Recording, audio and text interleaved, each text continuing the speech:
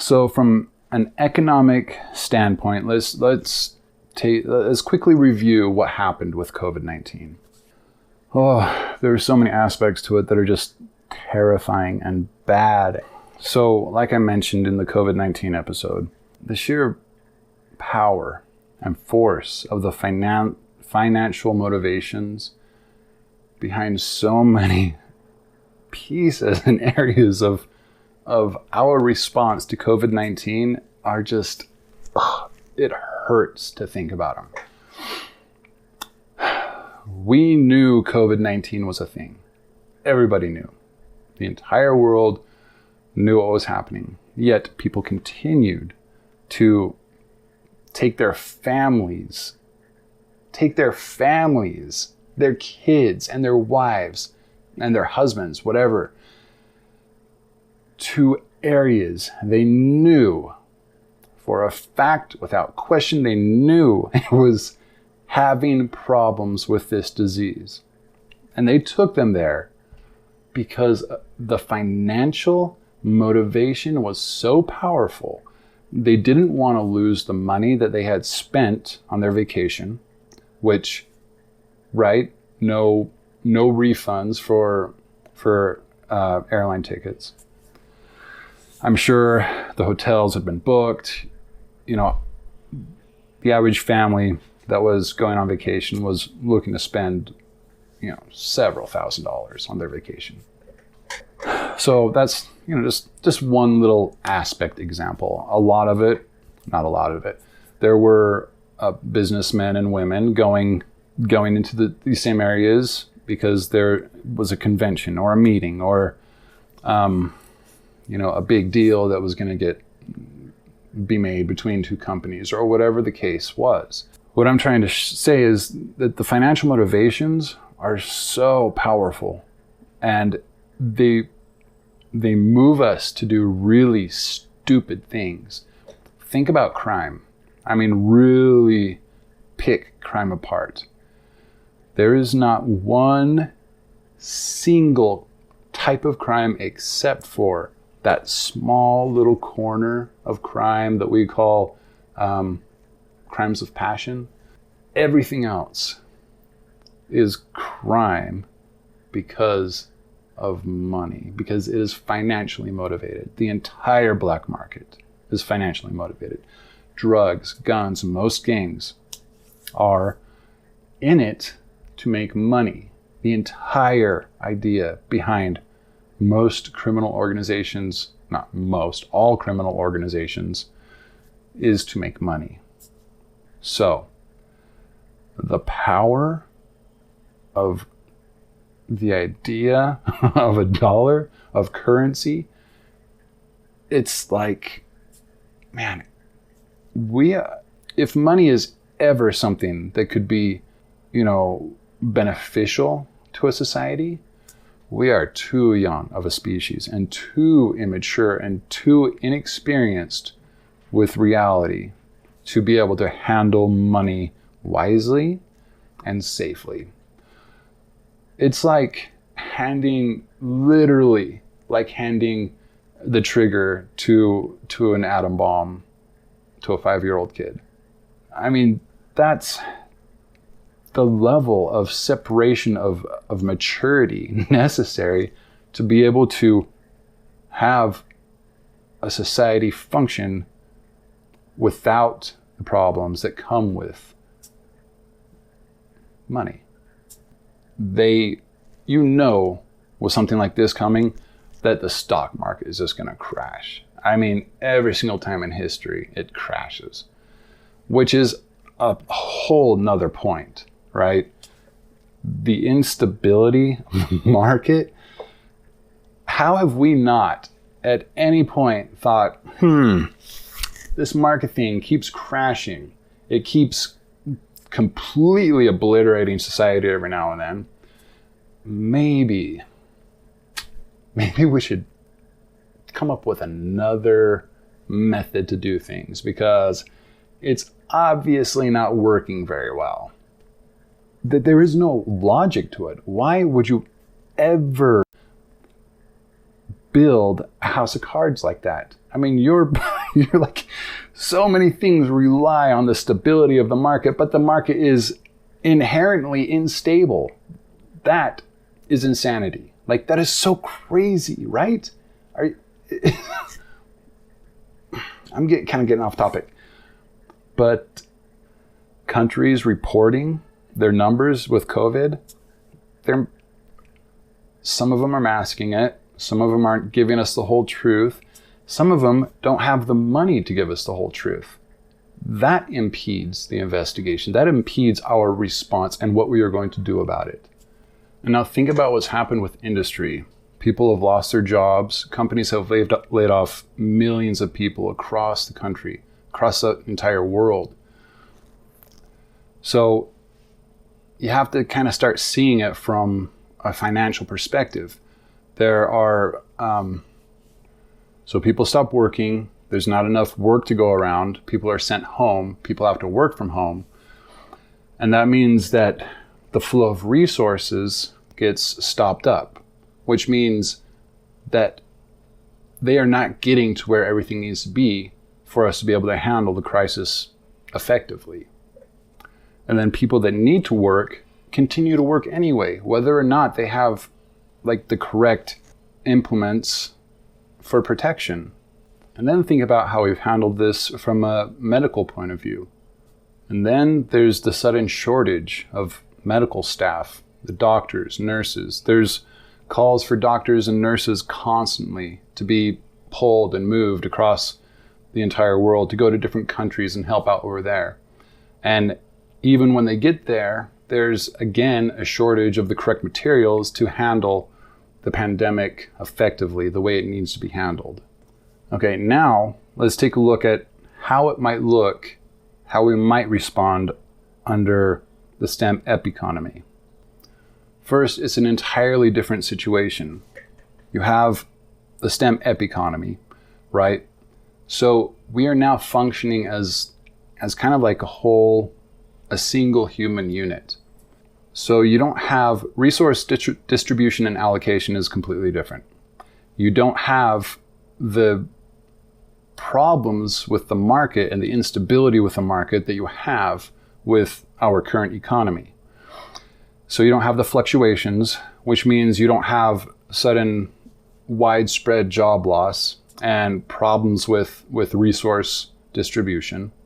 Things get to where they need to be because that's just how it works.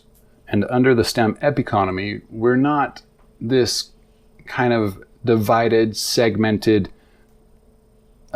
tribalized sort of thing that inhabits the planet.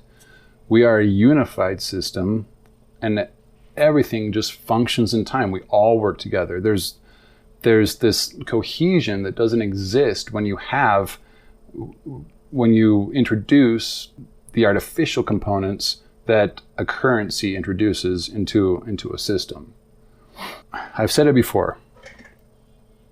Under a STEM economy, we function more like a single organism. In fact, I coined the term supraorganism optima, right? We all function together. So we act like an organism. And when there's a problem with an organism, when you have a disease introduced into your body, think about how the body responds. And because there are no market forces at play, you don't have the problems that come with market forces at play in the middle of a pandemic. You have this structured system. So first of all, people aren't afraid to report their numbers. In fact, they're motivated to share their numbers. They want to share their numbers. They want to show all the other countries what they have because we need to handle this now. And this is no longer a reactive sort of scenario. We're not just reacting to this crazy thing that's happening and it's, messing everything up. We realize something is happening, and because we are functioning like an organism, we react in an orderly and predefined manner. when there is a pandemic, when something breaks out like that, we know what to do.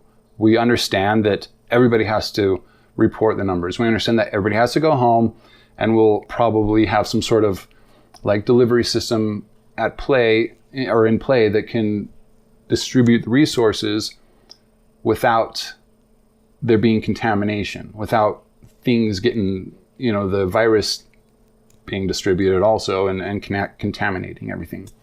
People aren't motivated financially to go out and use those plane tickets that they just bought because they don't want it to go to waste. Companies aren't financially motivated to, push their employees to still go to that country because they don't want to lose that deal, or because there's a big meeting, a tech conference, or whatever the case is. We need to get there to enable us to, handle the next whatever, or whatever, for whatever reason we sent that person there. Those motivations don't even exist. They just are not. It's a complete, they just don't. There's no reason for them to be there. So the virus rears its head, right? We see it. We understand what's happening. Nobody goes there. There would not be one other country infected right now. And the infections, maybe a few, but the second it was realized, we would know exactly who went there. The people that went there would come forward and say, hey, you need to test me. I was there. They would quarantine that area off. I mean, it would be a really fast blockade where we would stomp it out really fast. It would be contained so much faster. I mean, it's not even contained. It's still running rampant. It's just like all over the place. This is insane. We could have had it handled, like totally handled by now. The second we knew about it, things would have completely changed. People wouldn't be starving. There would still be other countries in full production, sending, delivering, having safe ways of sending people over and delivering produce, and then decontaminating before coming on the way back. I mean, it would be a totally different story. The deaths, that is on the economy. I mean, so much of the stupid moves that people have made that have enhanced the spread and multiplied and doubled the efforts, doubling the efforts for the virus, have been because of financial motivations. It's just so crazy to me to think about this. So because we function as a single organism, as I said before, there wouldn't really be companies, there would be collectives. You would have collectives with a purpose. They would understand their part in the whole thing, right? So because these people are seeing the bigger picture and understand what's happening, everybody takes precautions. We take the necessary steps to handle it the way it needs to be handled.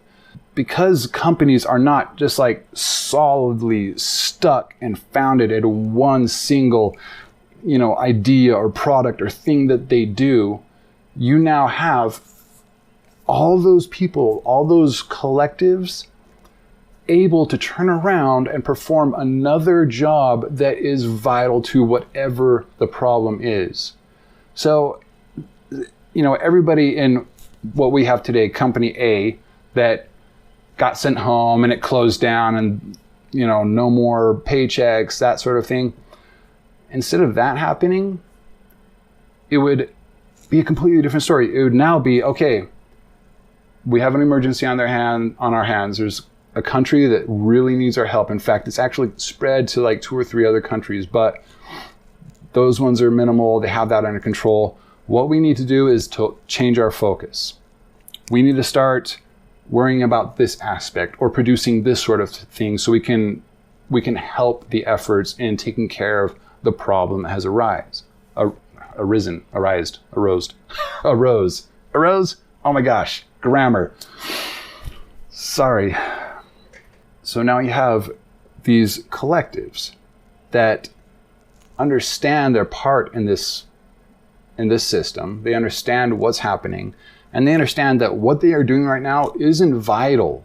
It's, manufacturing televisions or producing bubble gum, whatever, right? So they all shift. Everybody comes back into work. They understand that they have a different job to do. They all need to pitch in while this is being taken care of, while we are handling the emergency. And now they're making, whatever they whatever they could convert their facility into quickly enough to best fit the situation. That's how it would work. It would be a completely different story. The virus would be stopped like that. There would be problems, there would be deaths, yes, just like there are in an organism. But it would be nowhere near, it wouldn't even be close to what we have allowed to happen today.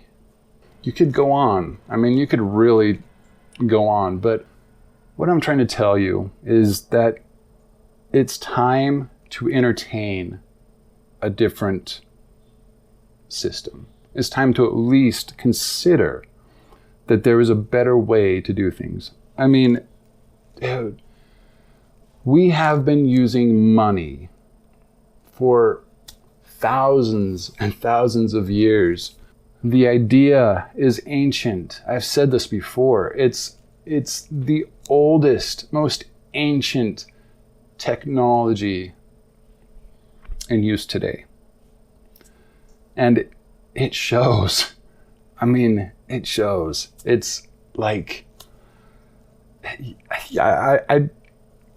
the arguments that we've had technological advancements. We have, banks, and we have digital currency, and we have different ways of handling it. That's not what I'm talking about. It's still the same fundamental principle. Nothing about its basic functions have changed at all. It is exactly the same ancient technology put into use by primitive humans. Is that what you want to run your world with? Because I'm kind of getting tired of it. I'm getting tired of watching the damage that it just follows the wake of money. And not that I'm not grateful for what it has done for us. It's gotten us this far. But we are at a point to where, first of all, that we can realize this. And second of all, that we have the technology to do something about it.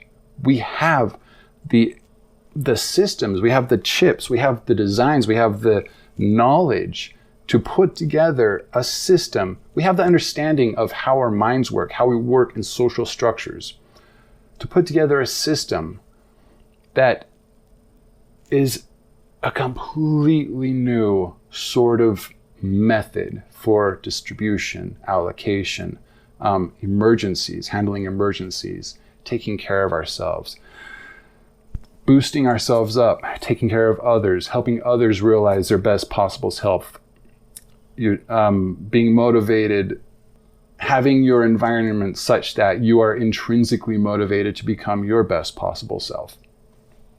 We know how to do all of this stuff.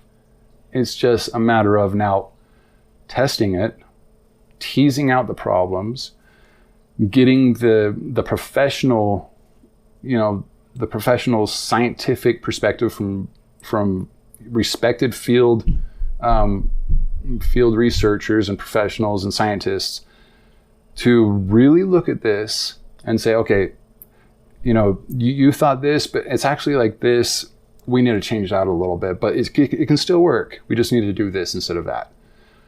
And, tease out all the flaws and really change how we just are, how we work together, how we see each other, how we interact, how we develop, how we create and manufacture and produce and grow. Because it is all at our fingertips right now. Every piece of knowledge and technology and material is there. We just need to decide to do it.